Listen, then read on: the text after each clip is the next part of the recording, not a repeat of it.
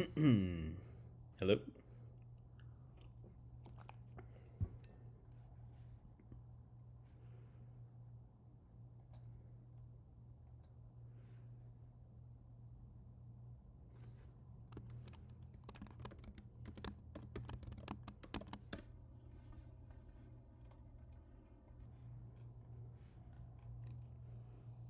Hello there. Can you guys hear me?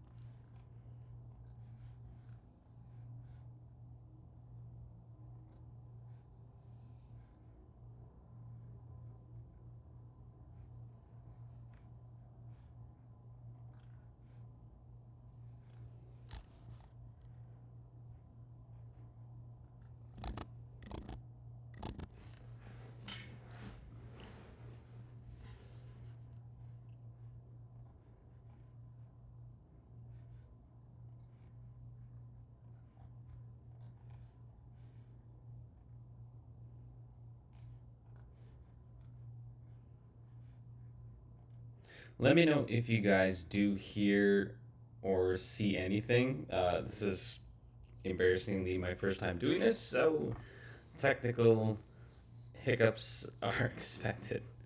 Anyway, it is 12 a.m. here on a Monday night. Thanks, guys, for joining me. Um, so the idea behind this high-level adventure was just to give you guys a bit of a background.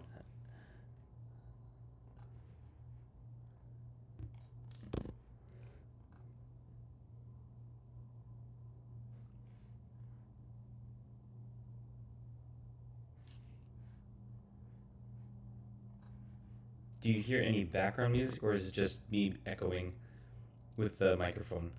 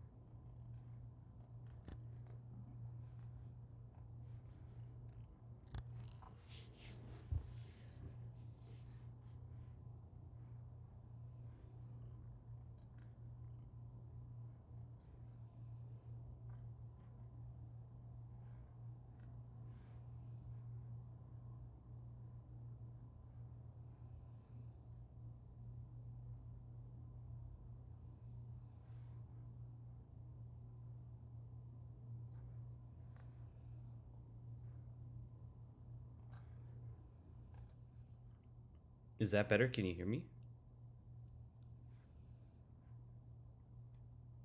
I think I added sound, an audio input. You're right, video. I think I added an audio input and accidentally duplicated it. Does that sound better?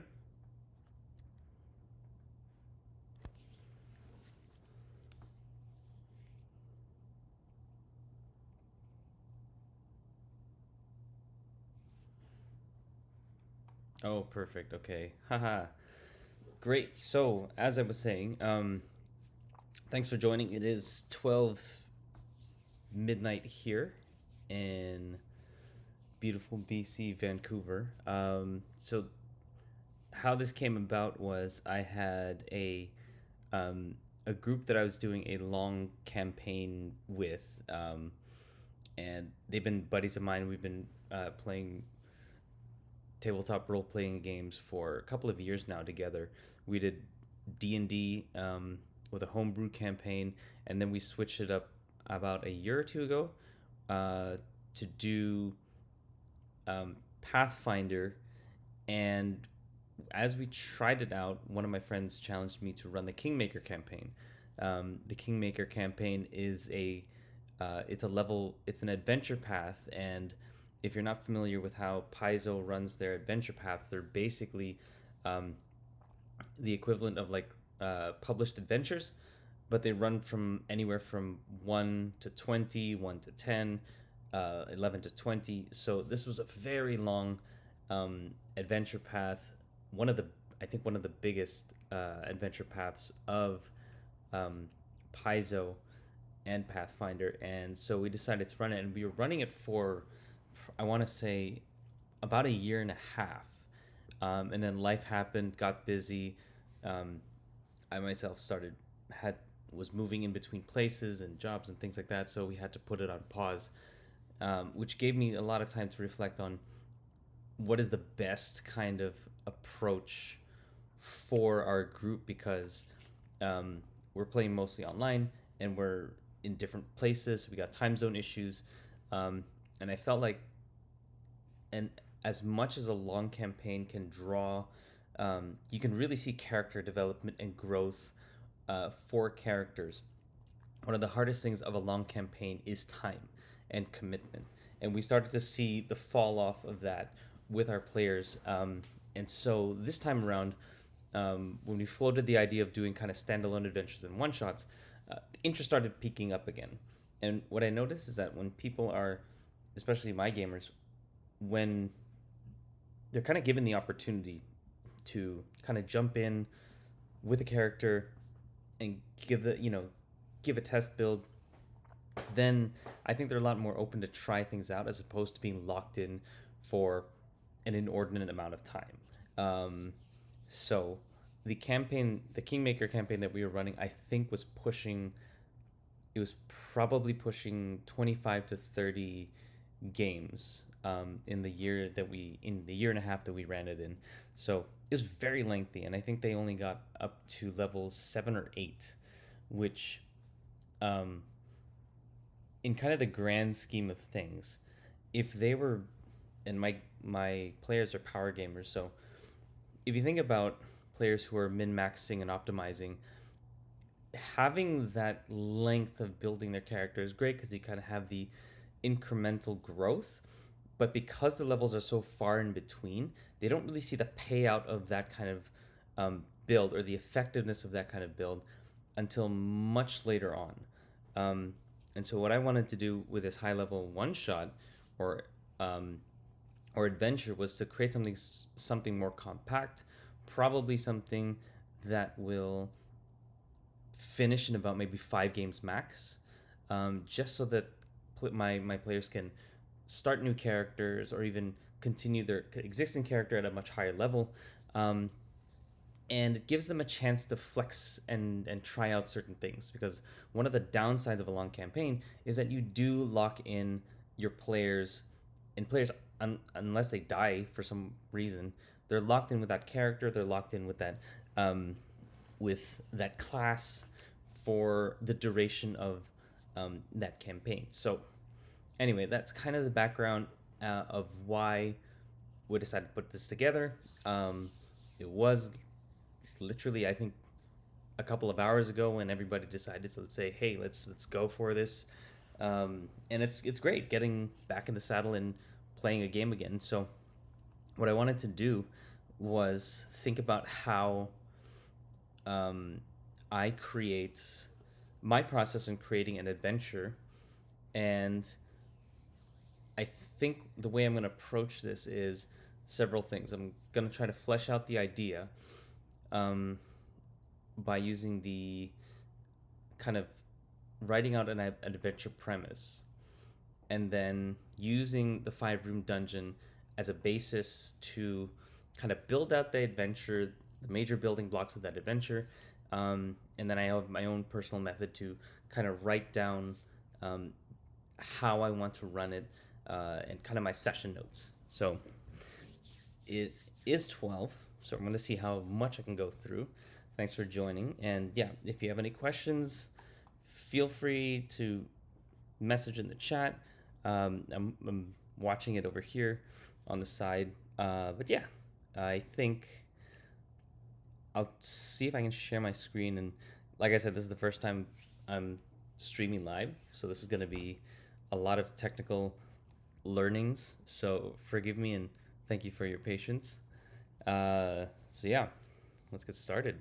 Um, I think first and foremost, being that they're level 10, and we are playing on the Pathfinder system, they will have, and I know my gamers, I know my players. They're going to be thinking of Gish builds to uh, really kind of flex their theory crafting. So now, with my players particularly, they're also really good at role playing. So there's kind of that element of providing the two avenues for them to explore and kind of really flesh out the characters that they're building. Now, again, being a one shot, maybe they take this character to the next one shot, but it gives them just a chance to play around with who they are, the concept of it, and also to see if their builds are holding up to however they're imagining it. So, uh, in my mind, I was trying to narrow down a region in Pathfinder's kind of Forgotten Realms setting, which is Galarian, and I think it might end up being a initial ideas are just kind of like um, perhaps an urban approach, because one player of mine did mention that he wanted to start off in a prison and they would have to jailbreak him. So now that being kind of the main starting point, figuring out what that end looks like is something that I figuring out the end of that beginning, it has to be equally compelling. So the question then becomes like, why did they get there? What was the purpose for them being there? And how do I make it worthwhile for the players to escape or defeat this obstacle? So I am going to oops try to figure out how to share my screen.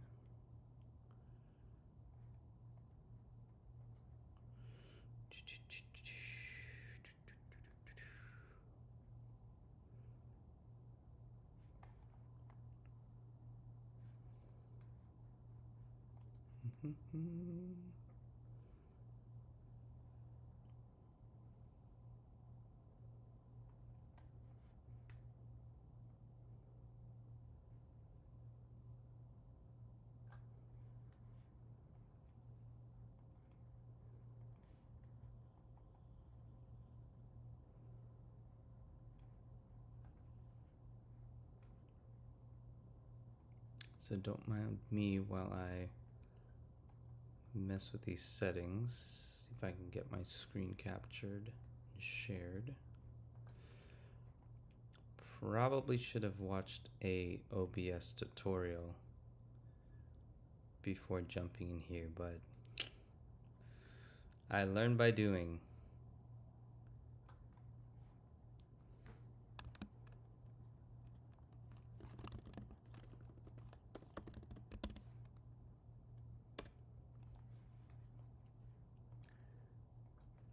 Capture. Okay, here we go.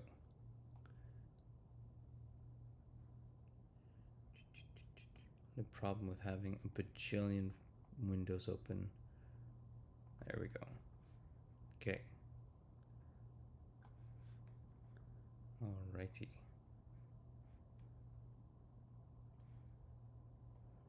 Put you there. Okay, and I'm gonna.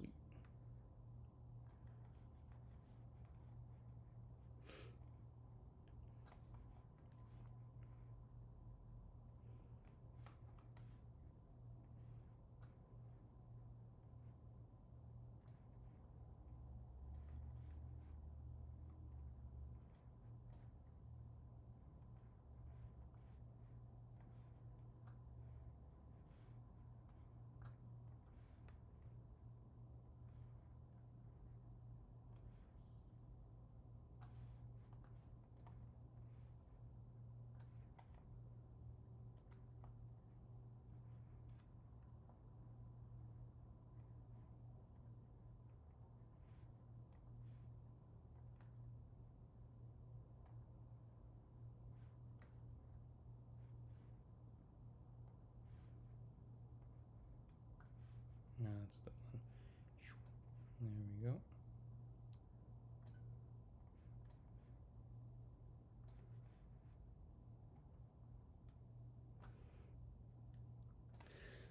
Okie dokie. So if I am, let's see if I can play some music in the background.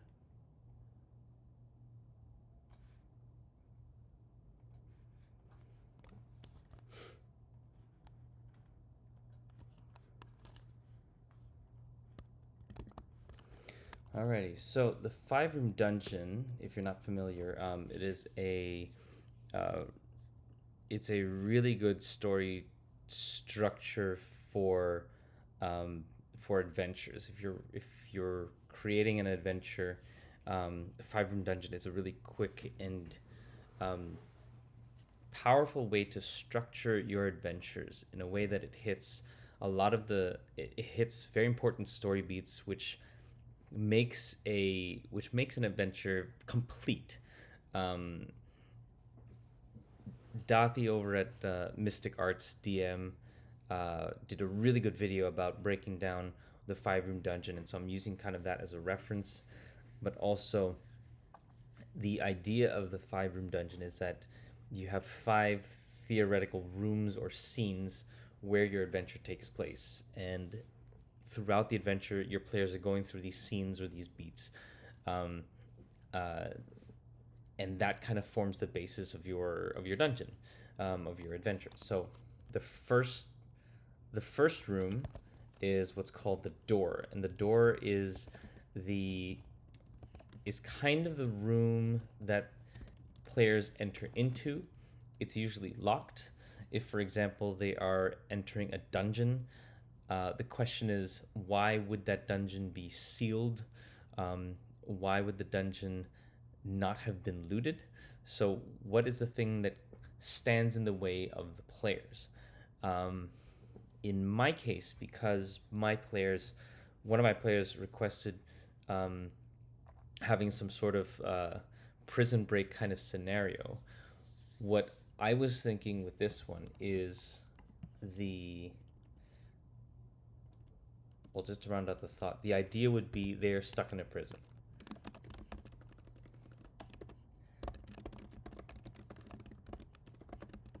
All right.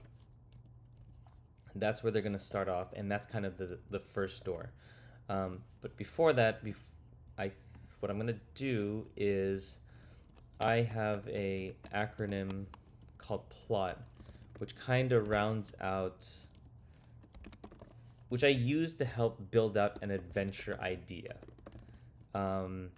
And PLOT stands for premise, location, objective, and trial. Or test. So the idea is, no, sorry, this is problem, if I'm not mistaken. Yeah, so problem, location, objective, and trial. What do players have to solve? Where does it take place? What's their goal? And what obstacle gets in their way? So in my case, again, we have a prison break. That's what one player requested. And the question is, why are they in the prison break?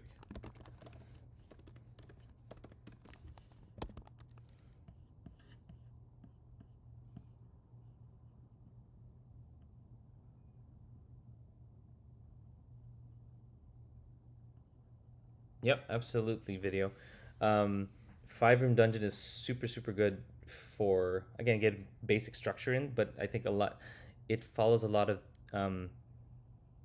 for creative people, when you look at a limitation, it seems like you're being put in a box, but it's actually in the limitation where a lot of the creativity comes out.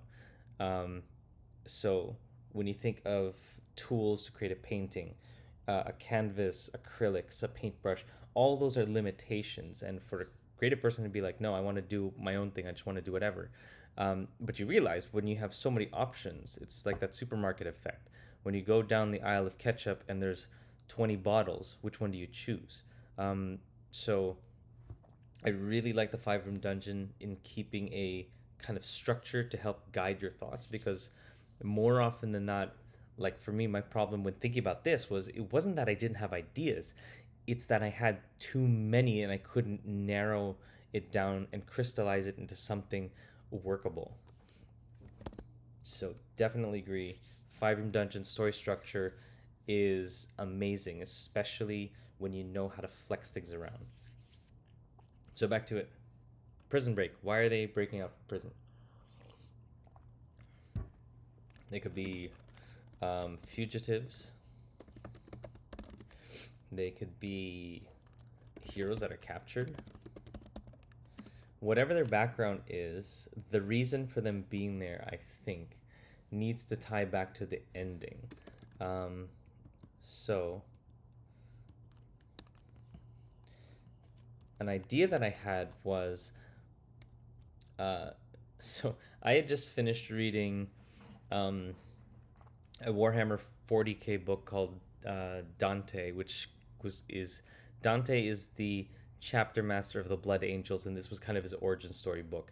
So I just finished reading that, and what I found fascinating about that book was the idea that the aspirants who wanted to become Blood Angels had to go through this trial, and it was a winnowing process to see who were the most worthy for their transformation.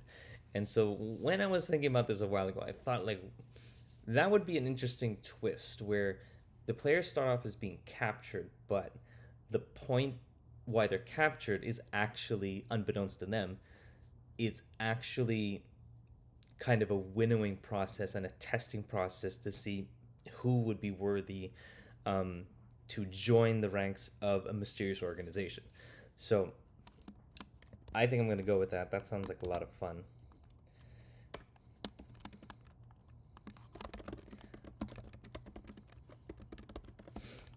Organization. Which means they're also pitted against other prisoners, which takes care of the monsters that are in the, which takes care of the monsters that are going to show up in this dungeon. So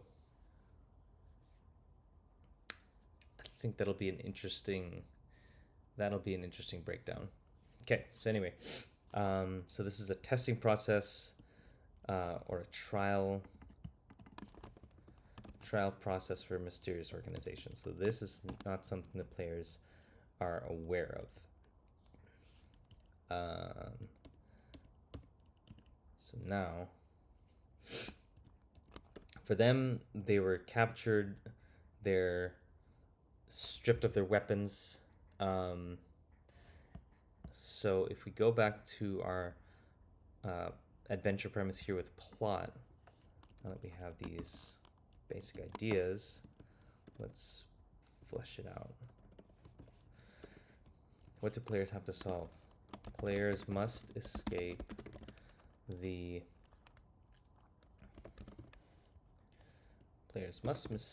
escape the mysterious prison located underneath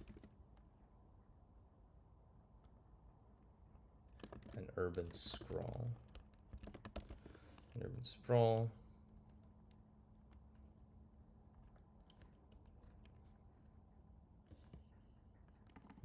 Okay, players are captured by unknown forces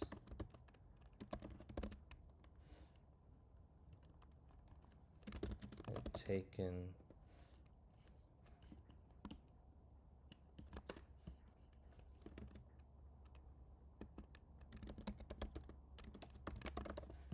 location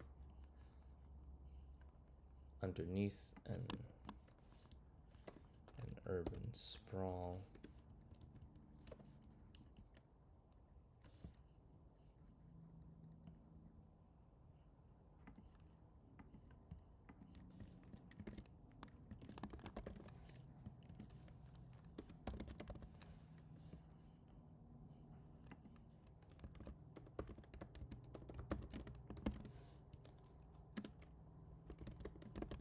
They are hunted down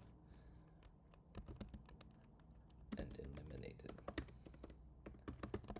Okay, so that's basically the guiding principle or premise of the adventure. Players are captured by unknown forces and taken to a secret location underneath an urban sprawl, or just a secret location. Boop. To an undisclosed oops.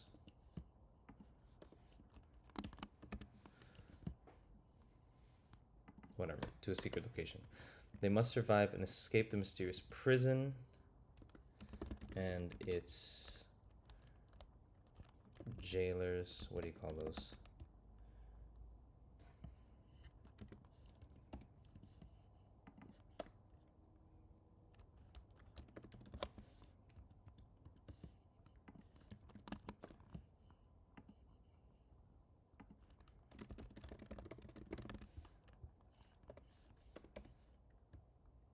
Okay, so that's the basic idea of the adventure, and that's gonna adventure premises are gonna be kind of the guide, or what do you call that? The controlling idea in the adventure. So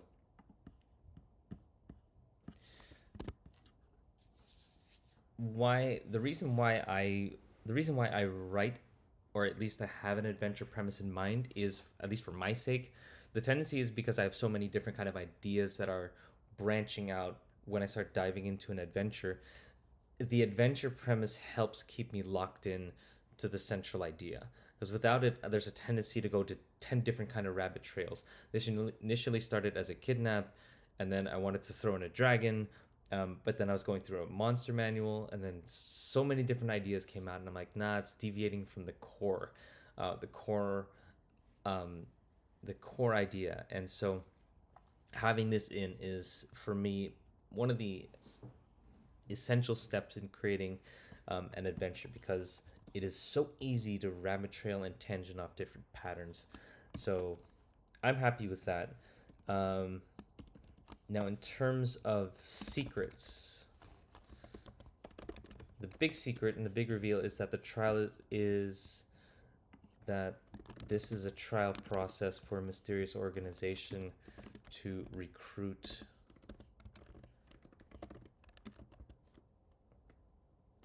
new blood.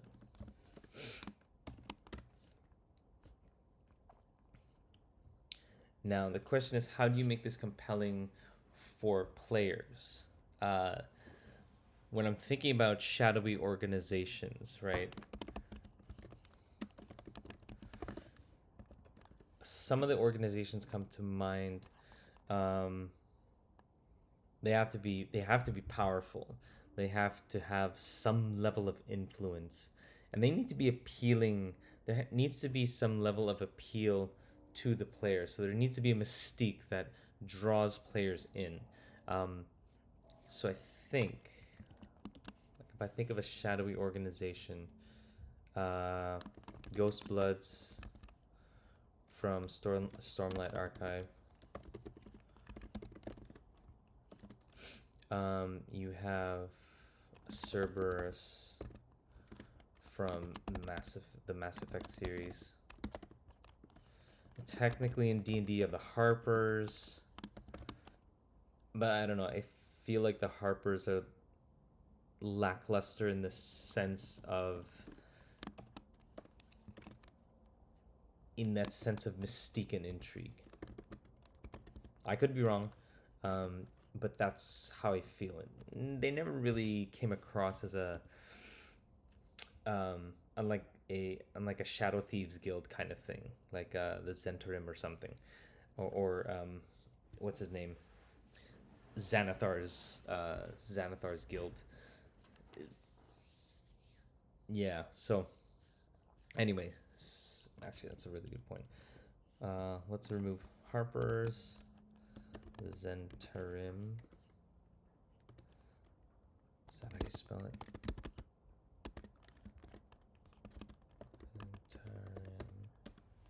Zentarim.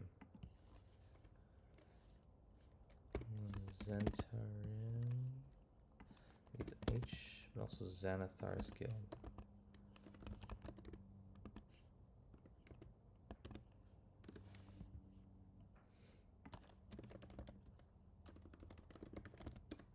Xanathar's Guild is Xanathar's Thieves Guild. Okay.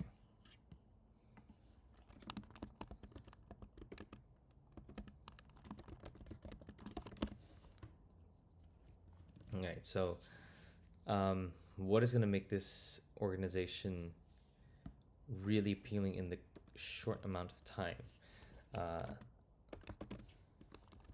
They're well funded. There is a level of mystique and intrigue.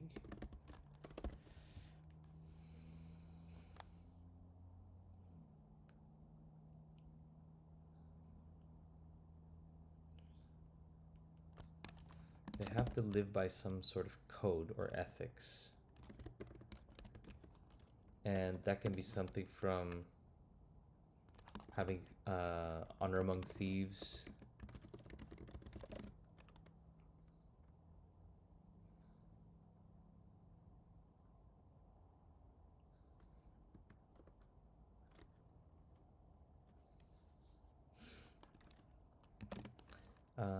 They have to have a goal. So let's say this particular organization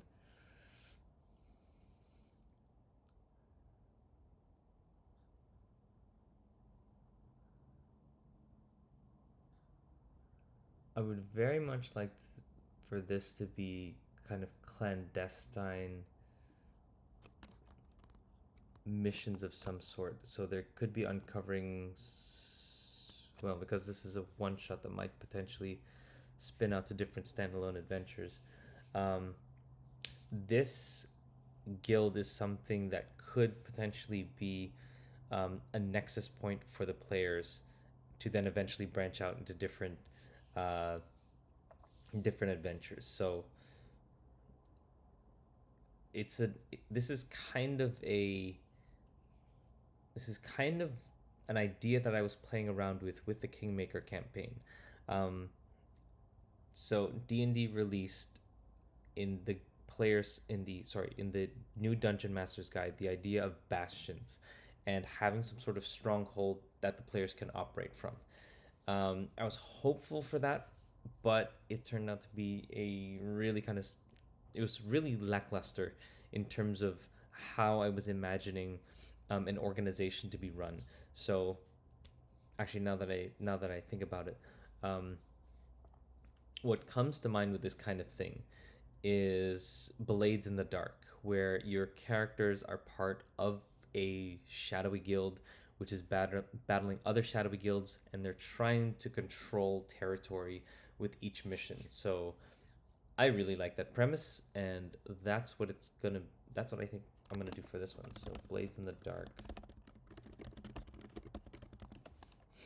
And I like this because there's a lot of different avenues you can go around with this. You're not locked into the typical fantasy trope setting. So I can create adventures where there can be dungeon crawling, tomb raiding, bounty hunting, assassinations, and it gives me that flexibility to do that while having a level of while having a common thread throughout the adventures that my players and I are going to be doing.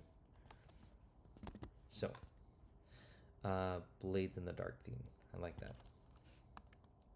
So the goal is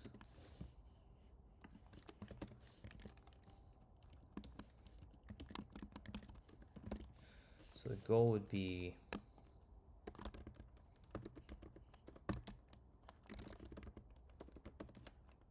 they're establishing their turf and their reputation.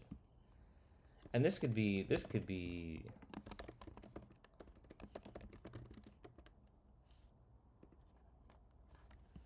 actually that's a nice idea. Rebuilding their reputation.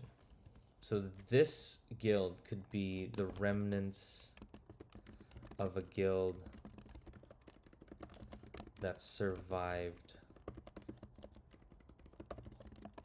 a recent war.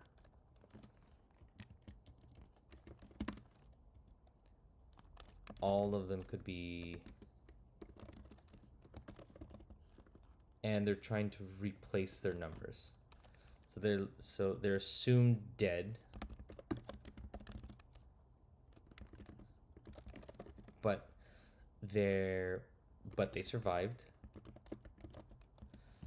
But the founder survived and now is rebuilding their strength. Cool. And we're going to find out who this guy is later on as we go through this. Nice. All right. So now that we have the problem, location, objective in the trial, we have our premise, we have the secrets. We can actually start building out this dungeon. So first thing that happens is the door. What stands into the way of the players? So the first room, players are in prison.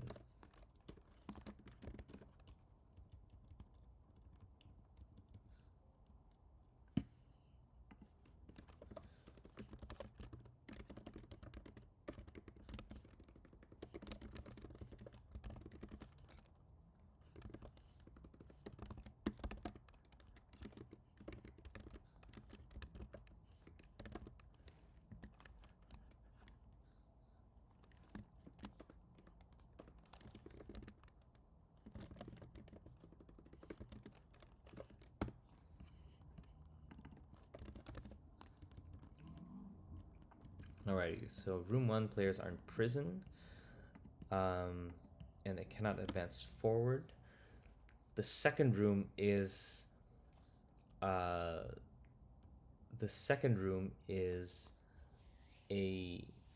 so if the first room is a combat encounter, then the second room is kind of a non-combat situation where players are going to be challenged in a way that's, well, obviously not with swords, but you can apparently switch these two around. So if you start room 1 with a fight, then room 2 becomes kind of a puzzle.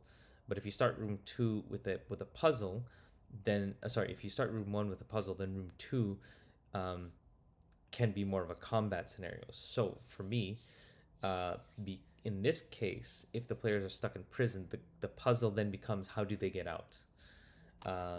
They start in prison, no gear. How do they get out? Right, so let's put the big ideas in first and we'll figure out the specifics later. 3, room 4.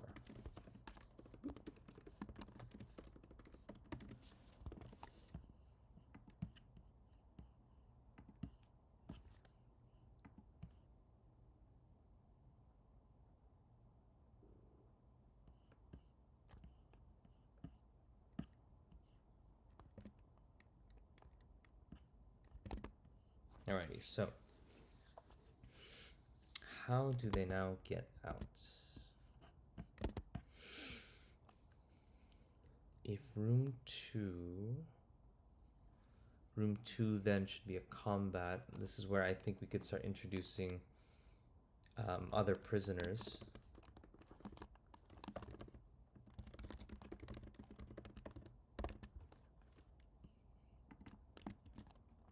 Room 2 is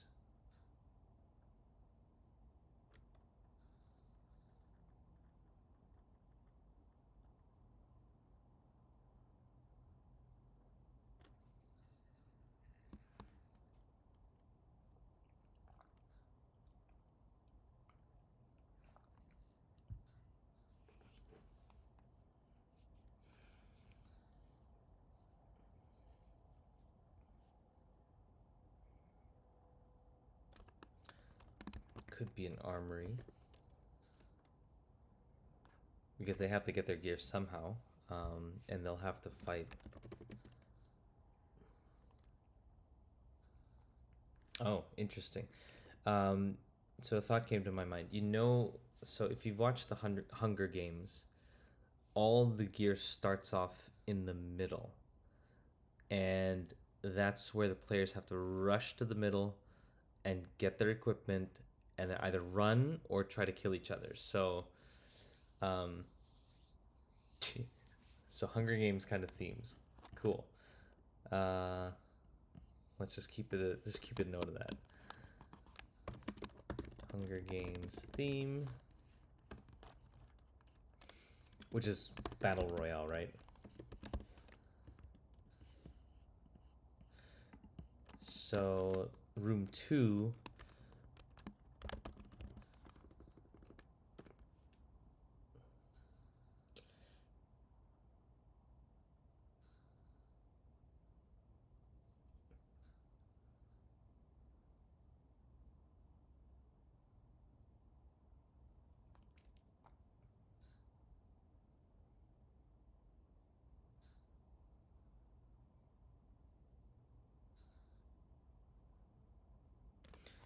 So room 2 is the quote-unquote cornucopia.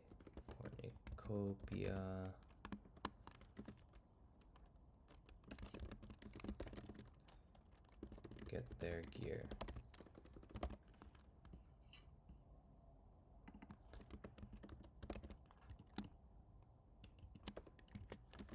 Center of the room.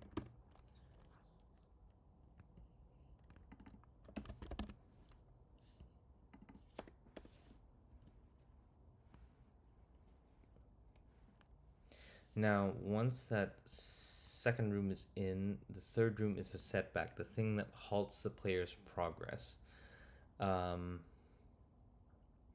If I'm having 2 sets of teams, so the players group and 2 other groups, the third room could be. No, the third room should be something else. Hang on, let me check.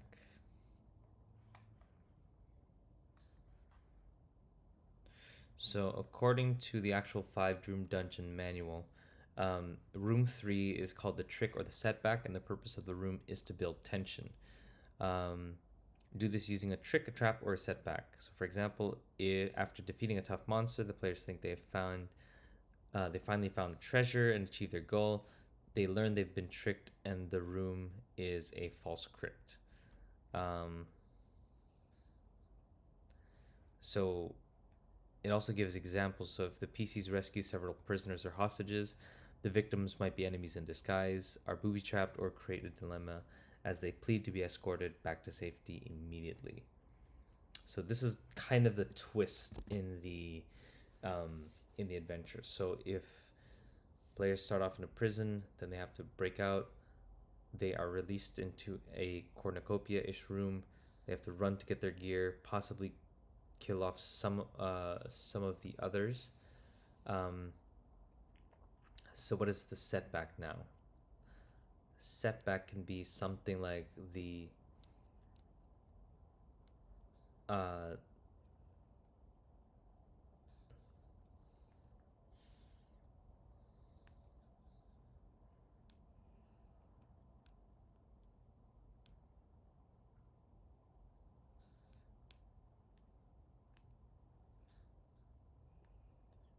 I was thinking of a trap, like either the chamber gets filled with gas, which kind of forces them out into a particular direction.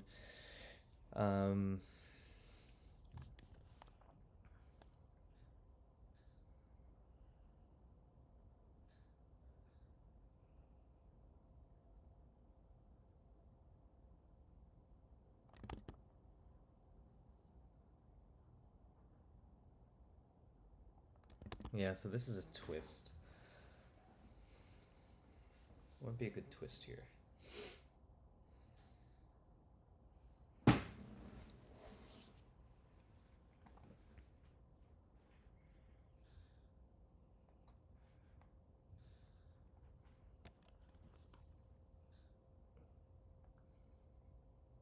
Hey Gladys, how's it going?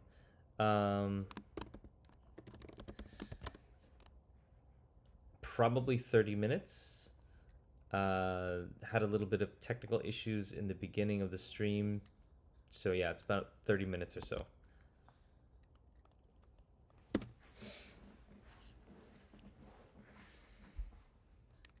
My goal is to get the major chunks of this adventure down and out so that I can start hunting for the rest of the the maps to put on Foundry, because my players and I we play online.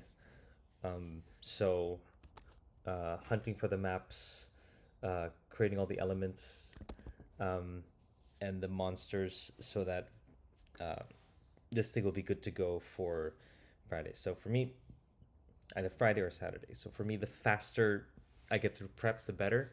Um, I think because when I started earlier in my DMing journey, I thought that the more prep that I put into a game, the better it would come out. That was until I discovered that players want to do their own thing and they have agency and they will not play by anything that you prepare. So, uh, what I've noticed is that, especially early on, there was this inverse relationship between the amount of time I spend and how much I actually get used. So if I'm burning like 10 to 20 hours a week on prep, for example, um, only a fraction of that would have been used in the actual game, and I thought that was a waste of time. And so trying to find the most efficient way to create an adventure and kind of min-maxing the prep has been something that I've been working on, because I don't have a lot of time. I don't have a lot of spare time to burn, but I also don't want to. I also want to make it worthwhile for my players when we get to the table. So here we go. Uh, so what's the twist here? What's a good twist? Trap seems a little obvious.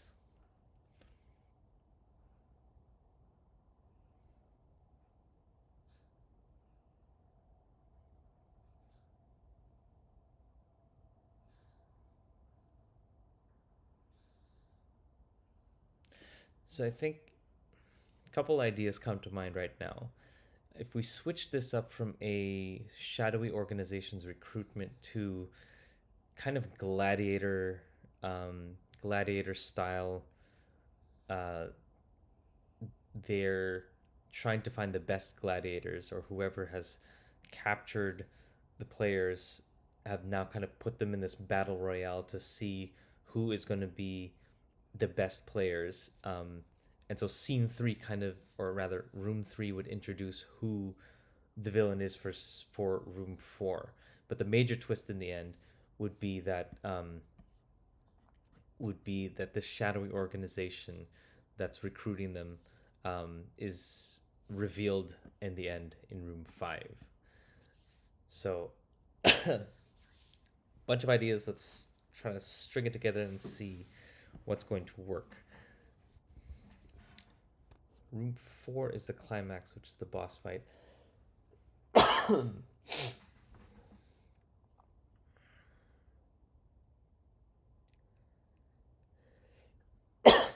Excuse me.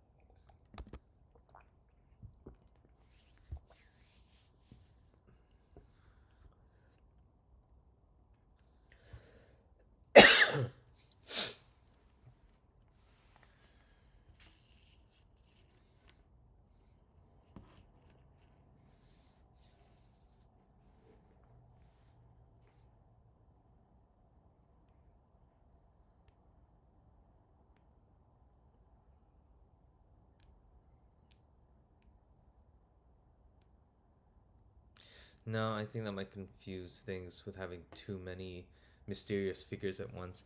I think I need to keep it straightforward.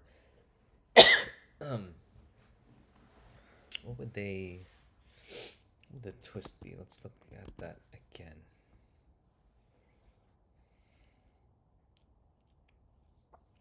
Yeah, so it looks like room three ideas. Traps are viable.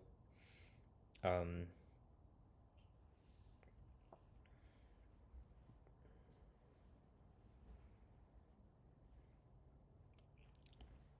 an NPC turns traitor. Uh,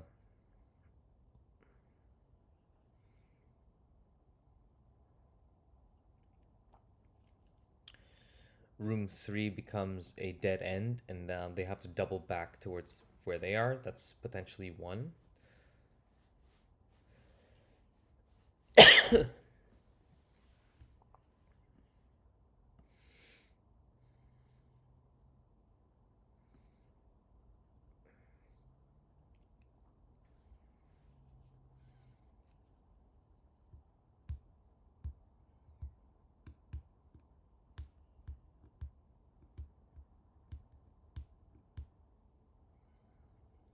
So the key with if I'm not mistaken, room 3 is where you're really kind of burning the resources of the players so that when they get to room 4, they're feeling that depletion. Um, so if I'm having sort of a battle in room 2, having another battle, well, room 2 cornucopia.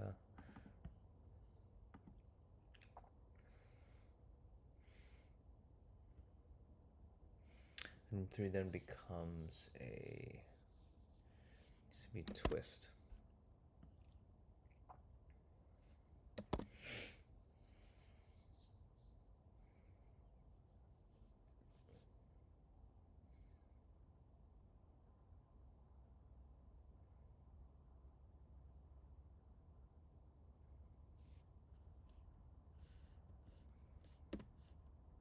Well, let's see what room 4 is going to be like, and maybe we can adjust room 3. Room 4 is supposed to be the big climax, the boss fight.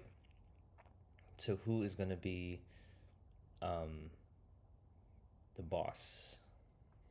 Could be the jailers that taunted the players in room 1.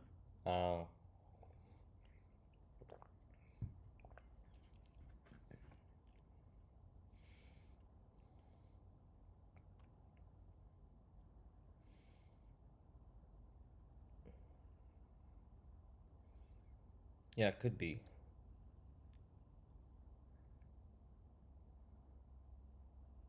Yeah, okay.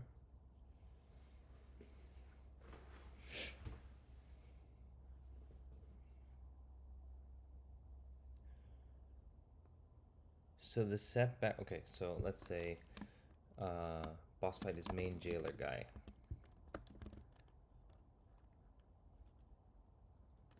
Big bad jailers.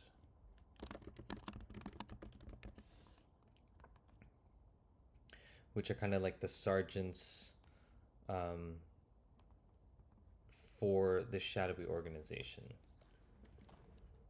Face off with big bad jailers. That means room 3 could be last man standing.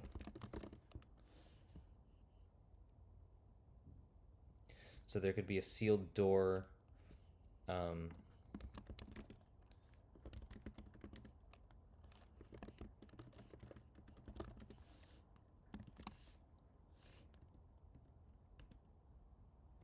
After one team is dead. Yeah.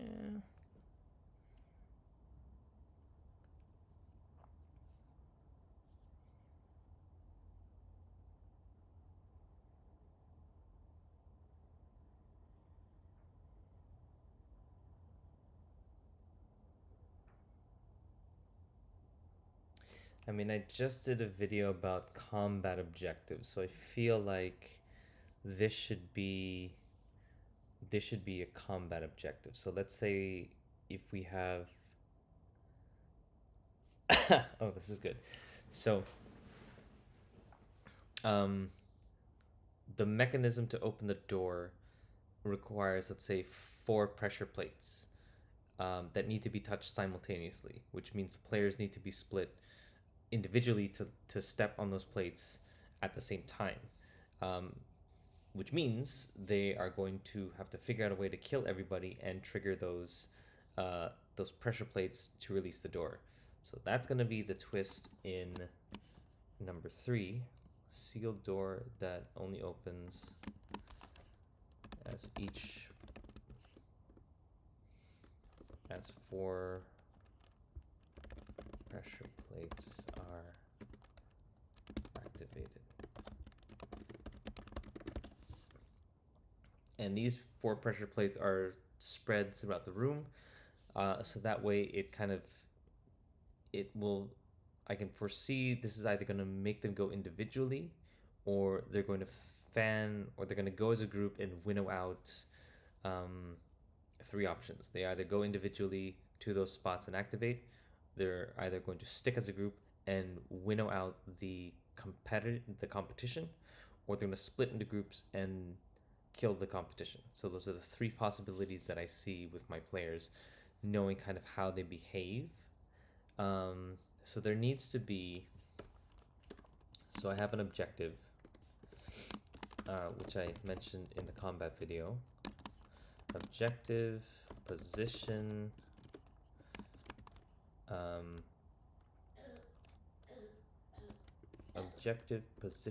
clock, and a change. So the objective is the pressure plates. The position is 4 spots around map. The clock can be, I think I can do a rounds clock.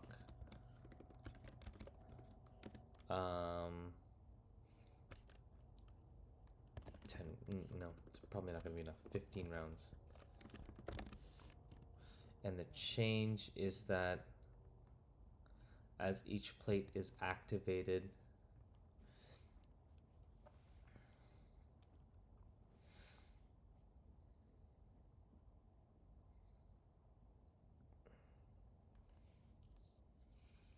gas could be filling the chamber, and each plate reduces the amount of gas.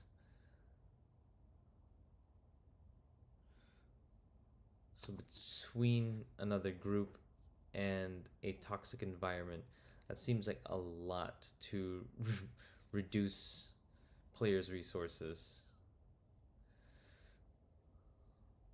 What other trap can you use?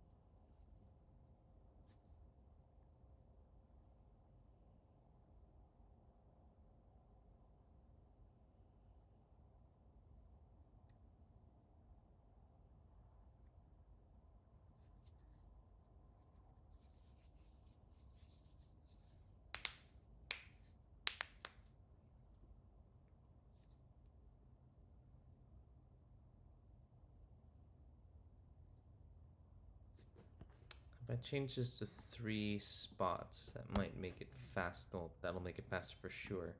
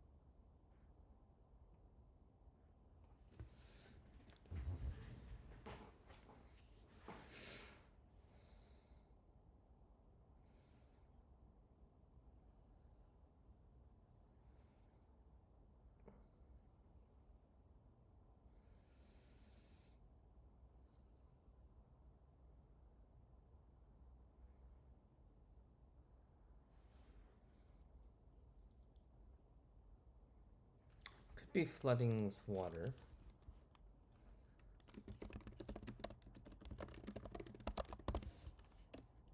That'd be a nice way to put up the pressure.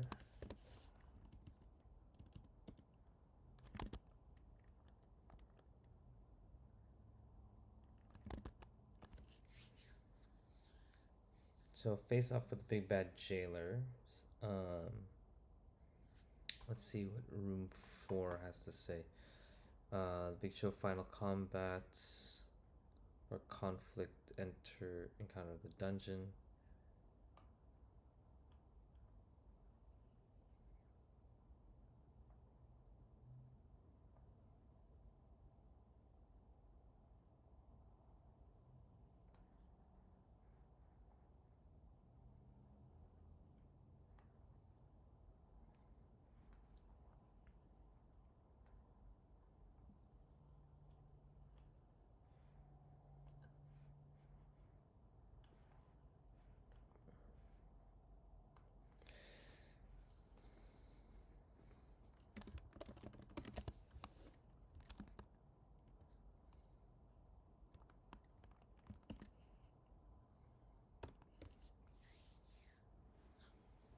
So this guy's got to be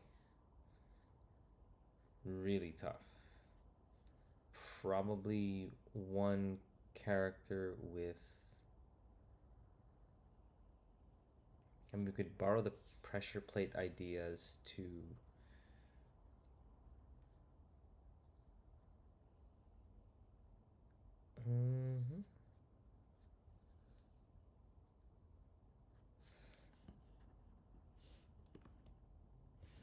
So we can make this face off.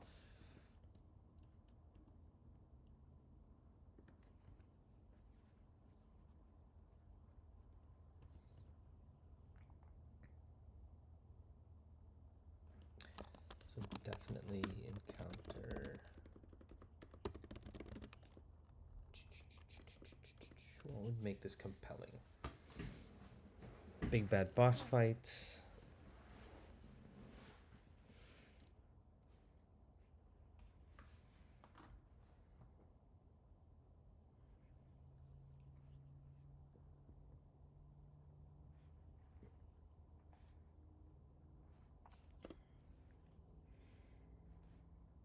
Yep, that's fine.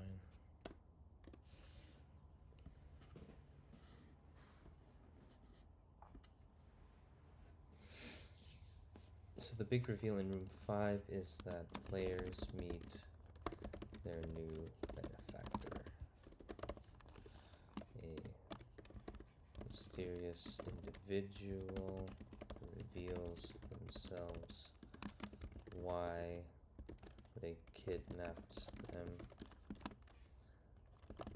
what the trial was about.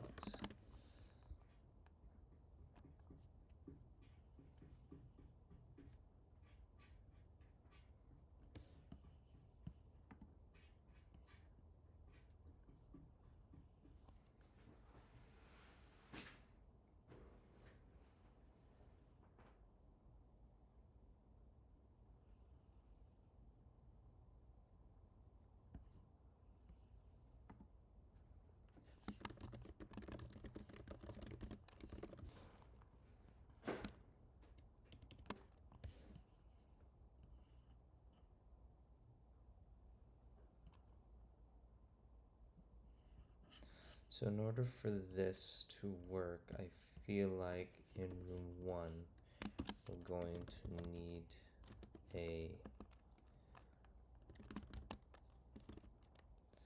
need an NPC to kind of give context for the guild war.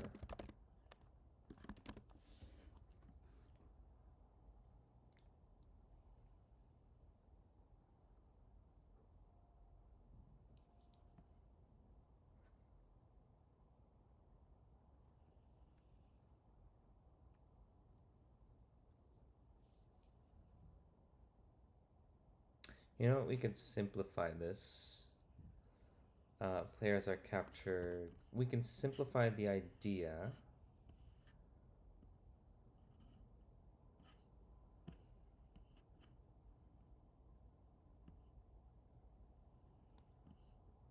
Okay, you can make this simpler by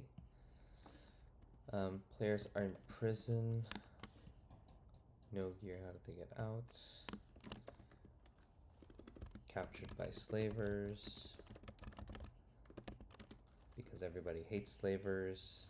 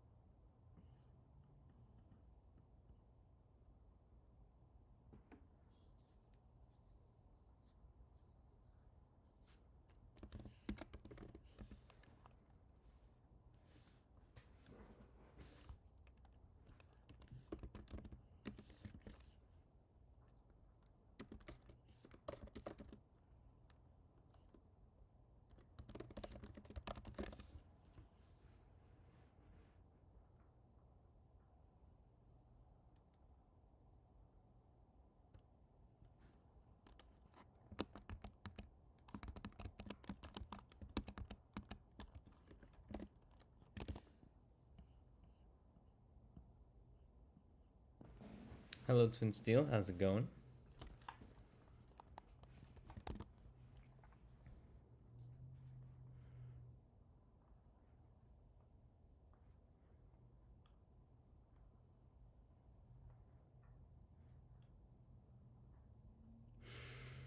Okay, so we can simplify this whole thing by players getting captured by slavers. They don't know what for. They're trying to break free. They enter a room, or they meet an NPC that frees them, breaks their lock. On the freeze players on the condition that they help NPC escape. Oh, this will be fun. Players get gear in this. They enter the next room where the NPC leads them to the next room where they have to get their gear, which ends up becoming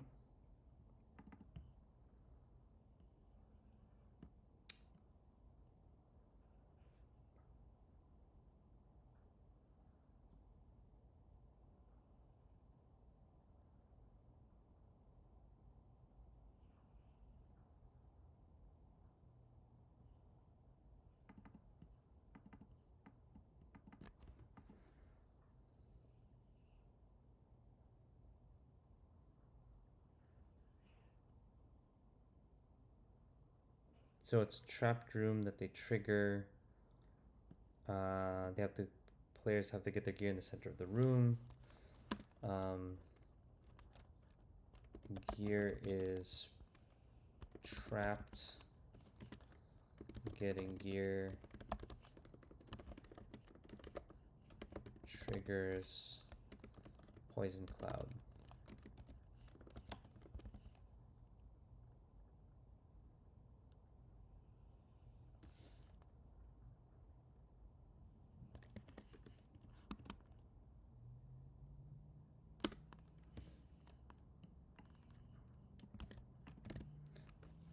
So the gear is 1.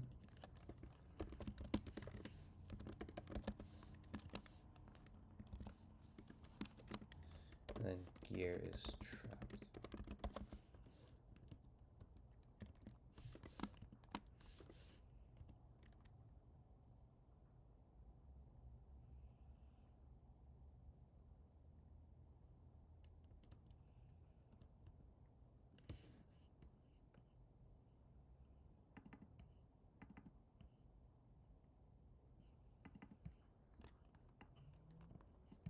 Sealed door that only opens as 4 pressure plates are activated at the same time. So this is kind of the lock mechanism to get out of the cornucopia room. We're gonna change chamber flooding with water, flooding filled with poison gas.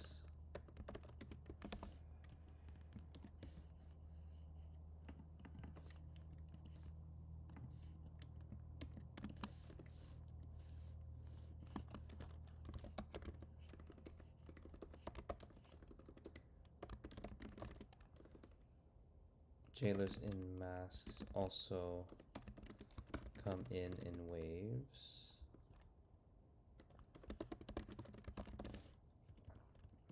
So once they open the mechanisms for the doors, there's one door that remains, and they face off with the big bad jailer. All the while, they also have to keep the NPC alive.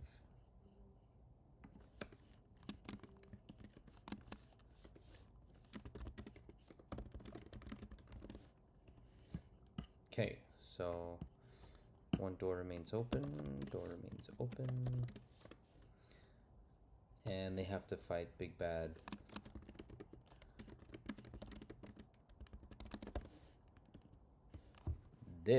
Once they do that, the players meet their new benefactor. The mysterious individual reveals himself. The mysterious NPC reveals themselves as the leader of the destroyed gang.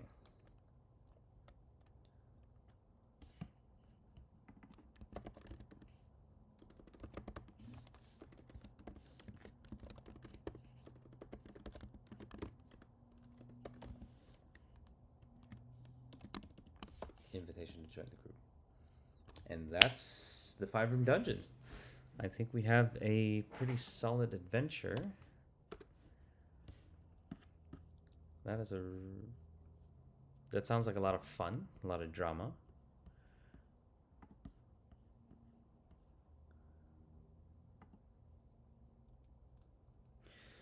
So the players are so in a tabletop role-playing game, there is the dungeon master or the game master who's running and kind of facilitating the game. The players are on the opposite side of the screen, or they're on the opposite side of the table. They are the players that interact with the adventure and the story. So they are your friends that are creating characters and going through the adventure, and you're kind of the narrator that's kind of going through the game with them.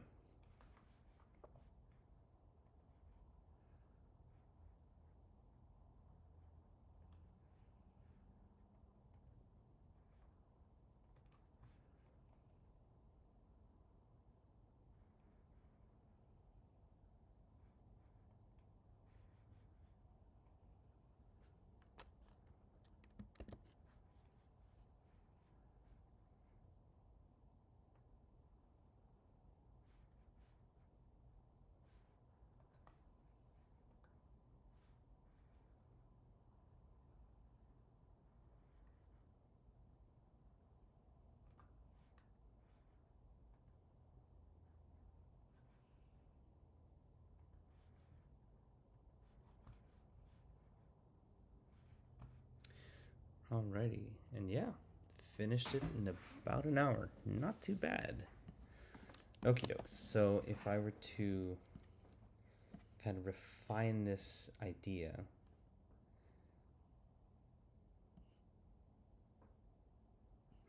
players are caught in a prison. They have no gear. How do they get out? There's an NPC that gives them context and helps players get free on the condition they help them escape and keep them alive.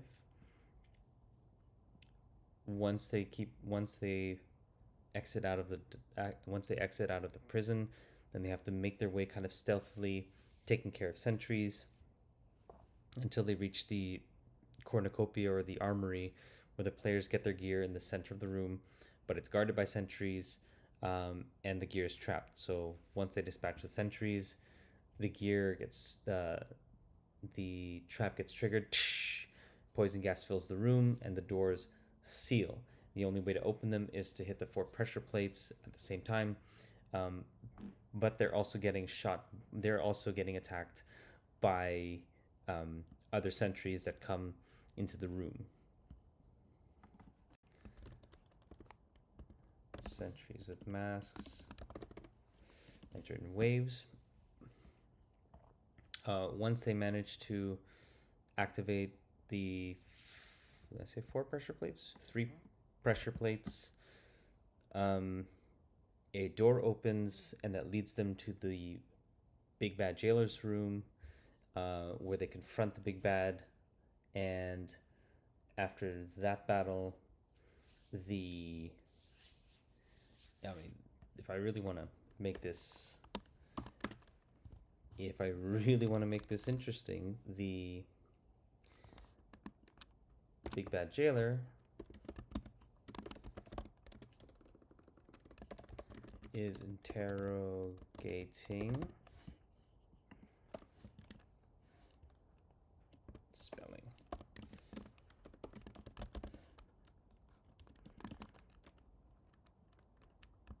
another NPC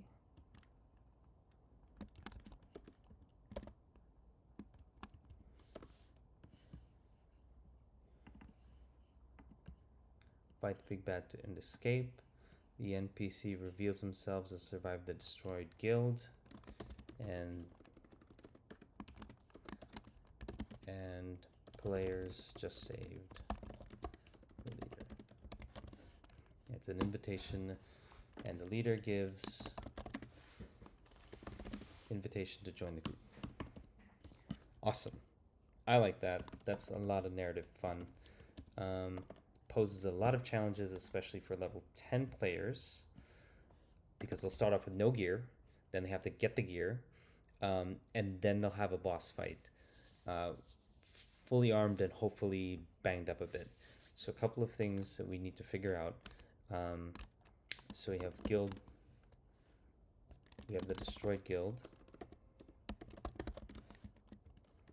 and then we have rival guild. Big bad jailer. What is the rival guild called? Big bad jailer, destroyed guild, survivor. And then we also need to have the leader.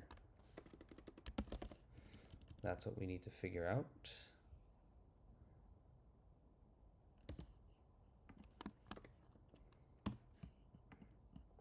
Let's see if it matches with the premise. Players are captured by an unknown force, along with others, and taken to a secret location.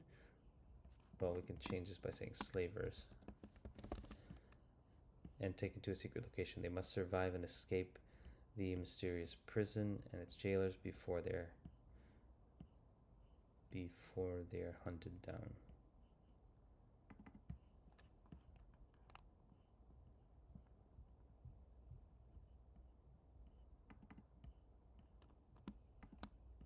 Yep, more or less. That works.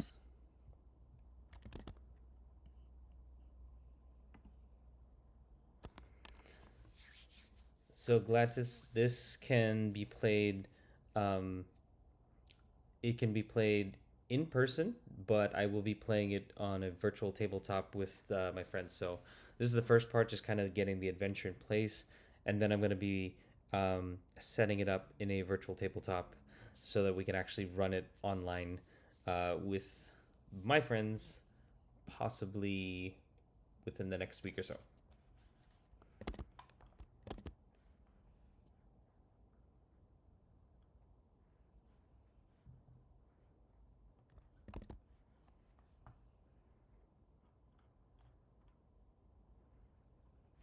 Yeah, so those are the major beats of the adventure.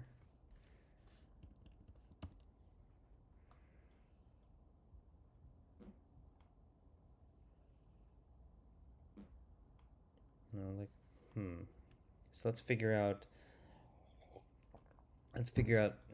guild names. So rival guild, these guys are slavers. Let's call them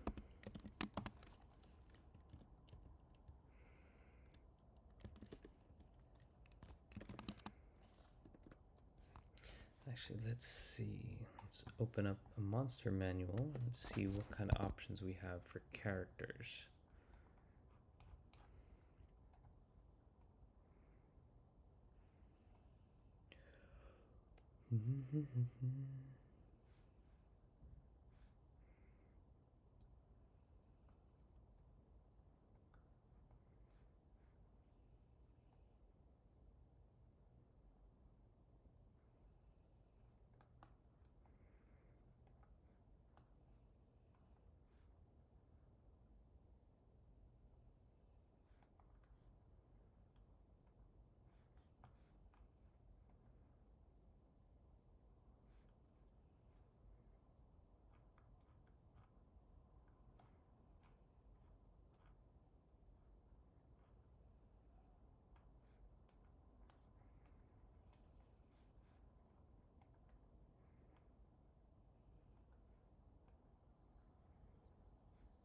Serpent folk.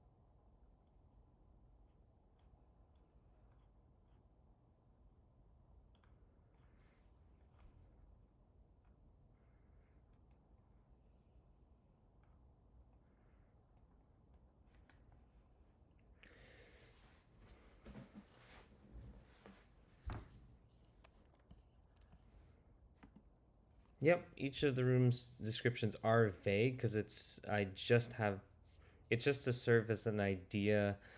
It's just to get the idea down right now. Um, Now that I have the main idea, I can start piecing out and fleshing out each of the rooms and what happens in the rooms. But this particular stage is really just to get the meat, just to get the idea of the adventure down. So now that I am confident with this, um, it becomes more of how do I now put flesh to the bones. If that makes sense.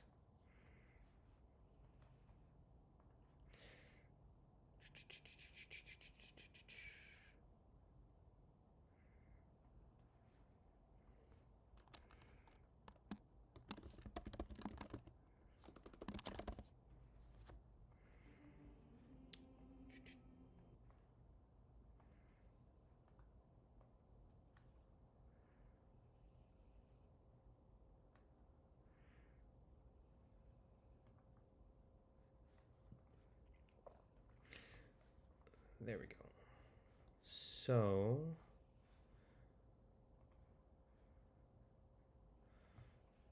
I'm just going to resize this window.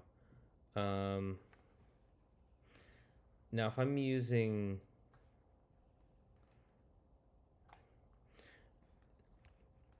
now, the reason why I'm going through the monster core or the monster manual is because if I look at the adventure as is, and I'm thinking of just humanoids, um, it's okay. It can work.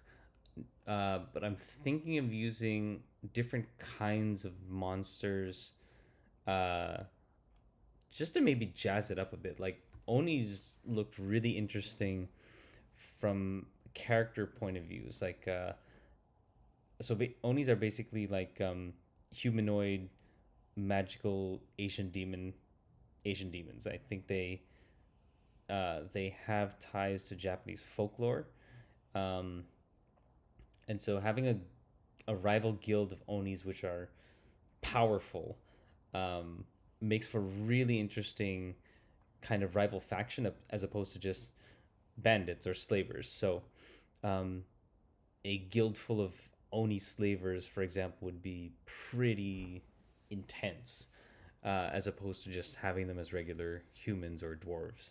Um, so I'm looking at variations of the different kind of monsters uh, to make the rival guild composed of. So like right now, Onis, I like Onis. I think they might work really well. Um, no, don't want to do mummies. So this is the Pathfinder. This is the Pathfinder Monster Core manual, and basically it's their glossary of all the different kinds of creatures that can be placed in an adventure. Dungeons and Dragons have their own monster manual as well. So tabletop role playing games do have these kind of supplements because players need to fight something. Um, and they're just, yeah, comprehensive resources for players, for game masters to put together um, for players to basically fight in an adventure. So, like a Lich, for example, which is an undead sorcerer, super powerful, definitely a lot of fun. So if if I took the premise, if I took the adventure that we had and put undead liches as the main bad guy, that now kind of changes the dynamic of the game. Why are the liches catching? Uh, why are the liches catching um, warriors who are alive and not dead? Are they going to try to turn them into undead to make them part of their cadre, their forces? That's one possibility, and a strong motivator at that. They're not just culling, you know, these undead liches are not just culling anybody, any commoners. They're after particularly strong individuals, and that makes for very interesting adventure hooks and adventure seeds. Um, if this one shot were to sprawl out into something else, in the case of the Onis, for example, they're large, brutal creatures who resemble humanoids. I'm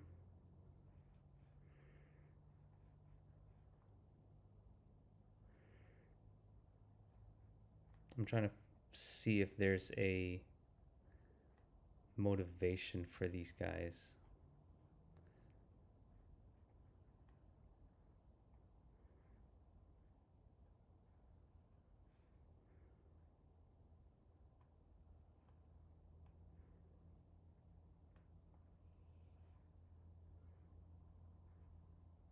They are just as hedonistic and brutal as any of their brethren, however, eager to indulge in warm baths, strong drink, and humanoid flesh. So, if I were to use Onis, for example, as the rival guild, are the players now food and they want strong food because the essence of stronger humanoids fuels them further, for example? That could be one reason.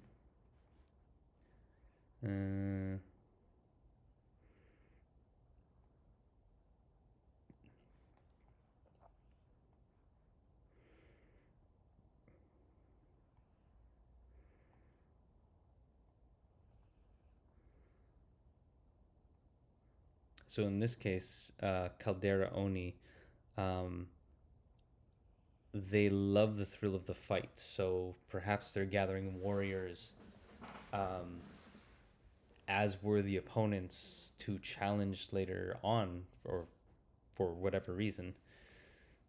So one that's one idea of how the monster that you put in as kind of the main uh, boss or the main characters, the main opponents, can kind of shape the way your dungeon is crafted.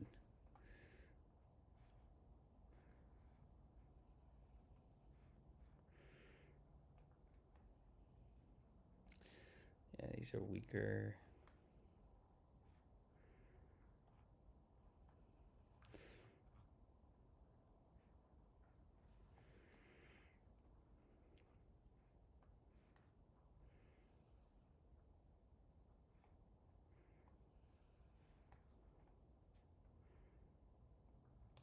And so these are kind of like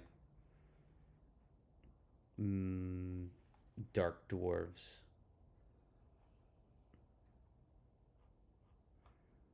Nah, don't appeal. Let's see. Let's see what we got. We have goblins, which are the usual hobgoblins, which are kind of the usual cannon fodder. We're not going there. Sweet hag. Nah, don't want to mess with that. There you go. Grave knights, which are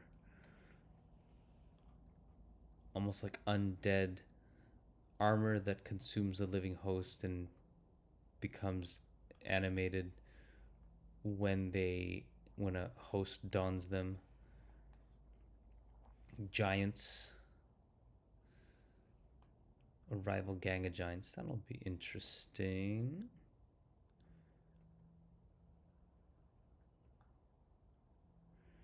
Ghouls, but there's no high level ghouls. Uh, hmm.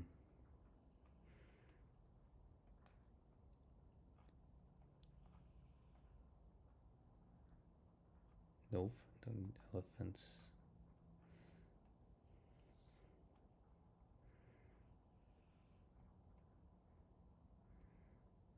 Dwarves. Let's see what's further down here.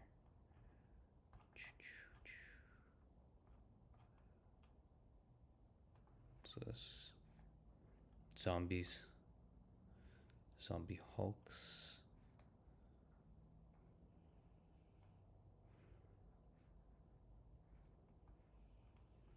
wraiths,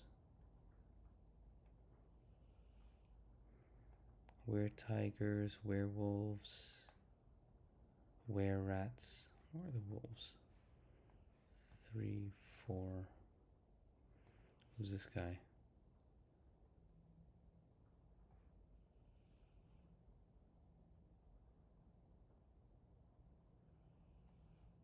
Ooh, interesting.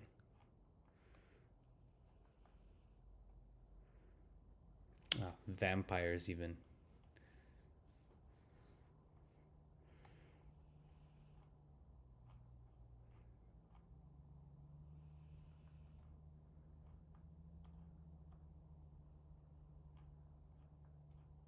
See, like even if I put, so if I make the players get captured by vampires, are they going to be turned into thralls? Are they food that's being kept for the long winter? Um, which again changes the dynamic of the dungeon if I were to use liches or onis or um, uh, somebody else. So rather than using humanoids, I think this adds a very interesting twist to the scenario that we're putting together.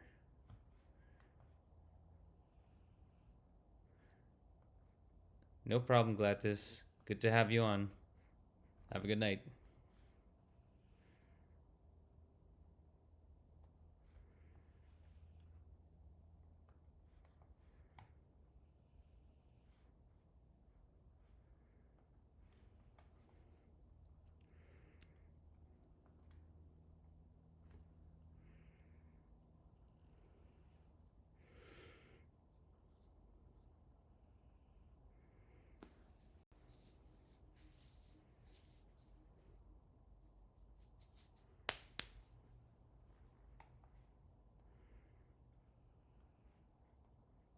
What vampires are there?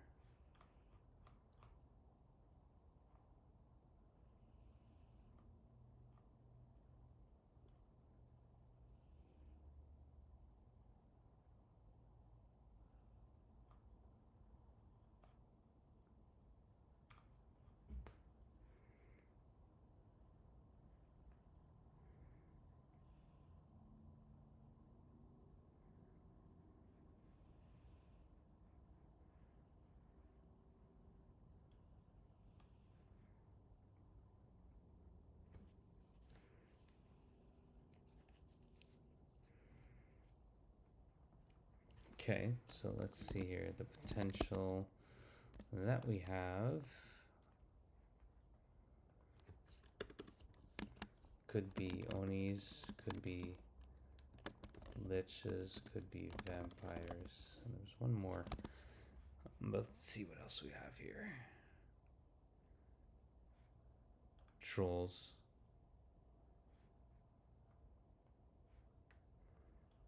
Black Axe.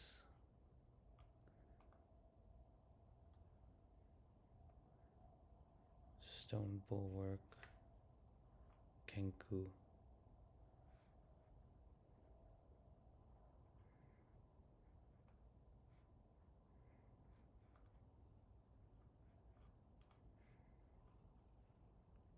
Serpents, snakes, Skull Taker,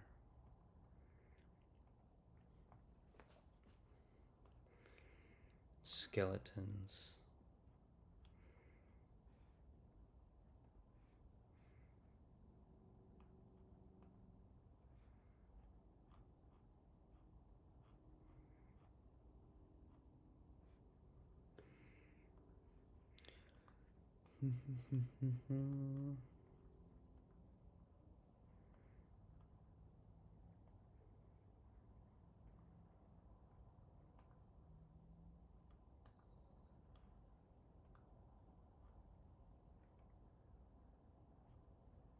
rat folk, no.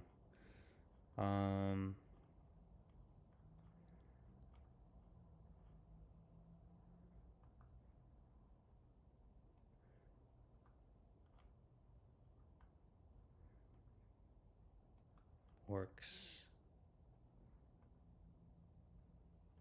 Rival Guild of Onis.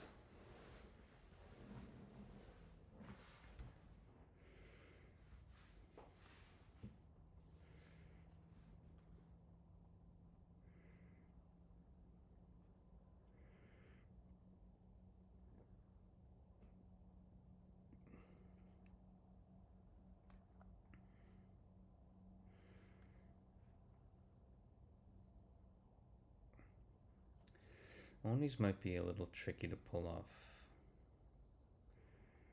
Hmm.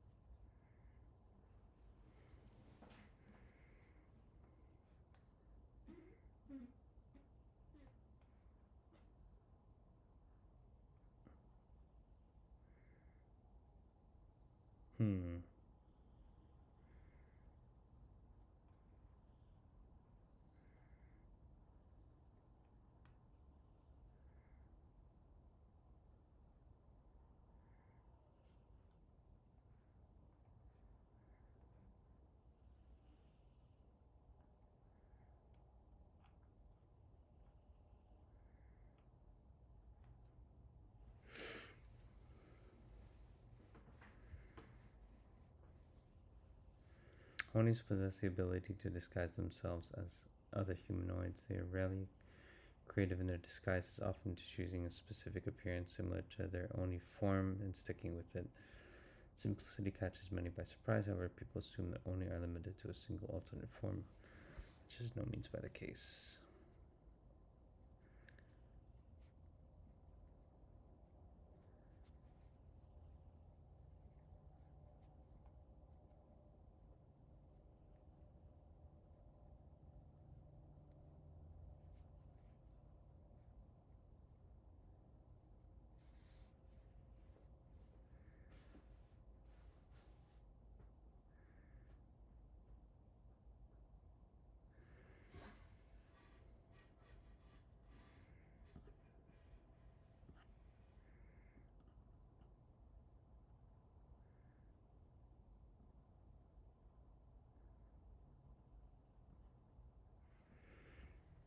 often considered less sophisticated, while other Oni might have stronger connection to the spiritual world.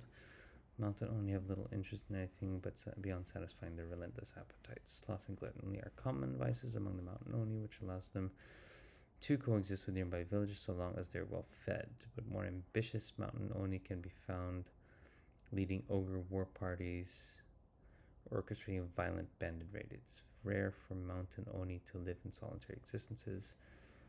Those who do prefer to maraud the countryside or exploit villages and hoard the spoils for themselves. So if I were to use Onis and put them into a world,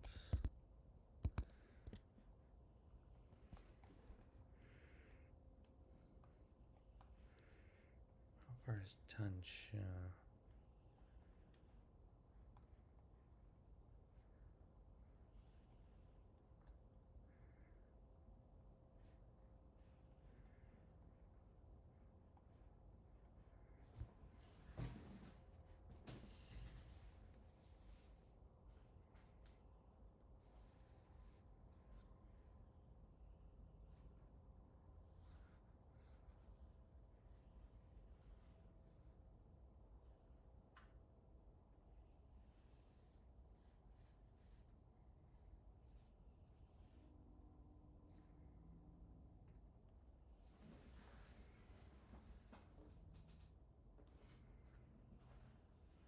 Creepy.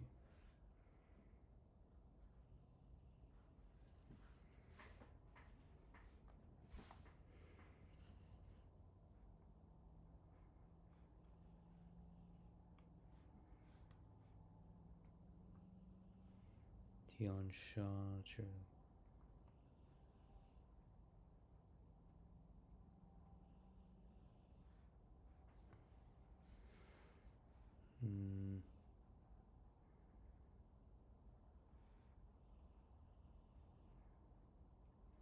Icy Crown World.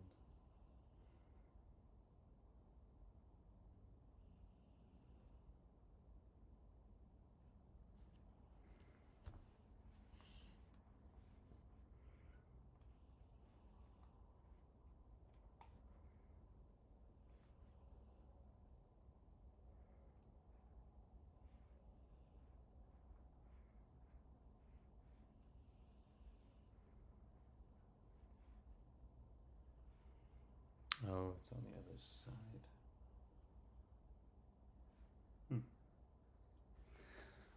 Okay, well, thematically, it doesn't look like the Onis are going to be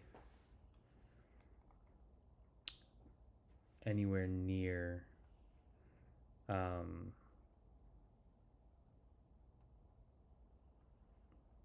yeah, it doesn't look like they're going to be anywhere near the main kind of region that we'll be playing in. So let's swap for something else.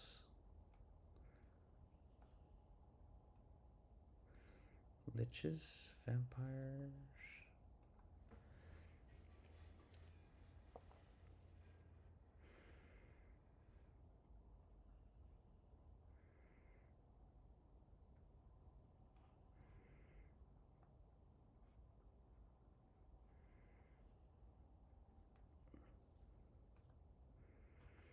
So if the Liches are creating Grave Knights,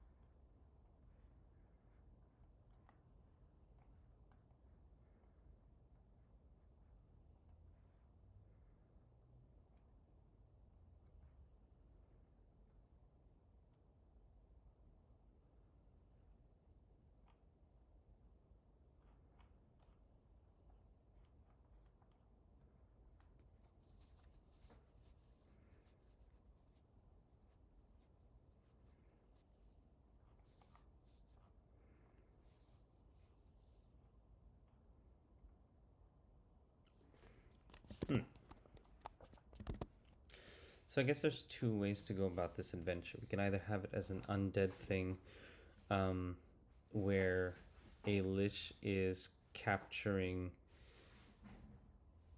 where a lich is capturing adventurers so that they can put them in grave knight armor and create an army of grave knights.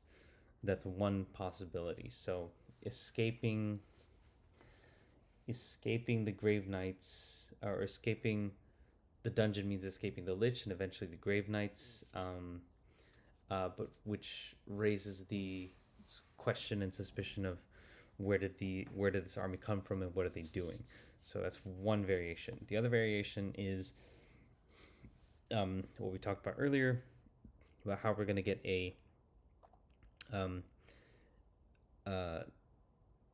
the players are kidnapped by some sort of slavers who turned out to be a rival guild.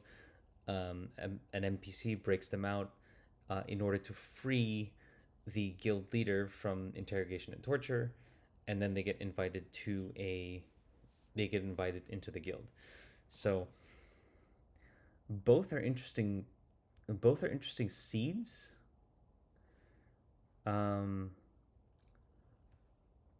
Both are very interesting combat seeds, which I think I'll have to decide on another time, as it is getting a little late. So yeah, I think I'm gonna end it there. Thanks very much, guys, for sticking with me as I figure out a whole bunch of this stuff. Yeah, so thanks very much for watching. Really appreciate your time and joining me. Yeah, hope you found that helpful and insightful, just to kind of see kind of behind the scenes on how I put an adventure together. Probably going to do a part 2 of this, so stick around for that. Thanks for watching. Have a good night, guys.